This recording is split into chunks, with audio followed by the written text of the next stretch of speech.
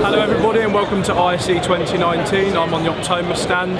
Behind me we have the FHD Q130. This is a 130-inch diagonal full HD 1.5mm pixel pitch screen. So this is Optoma's first quad LED display. What this means is there are 4 red, green and blue LEDs to each SMD.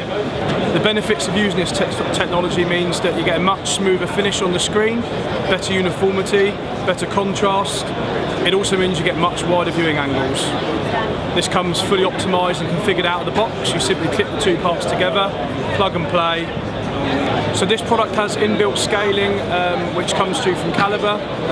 It's designed to be mounted directly onto the wall or can also go onto a freestanding solution which can be moved around from various locations.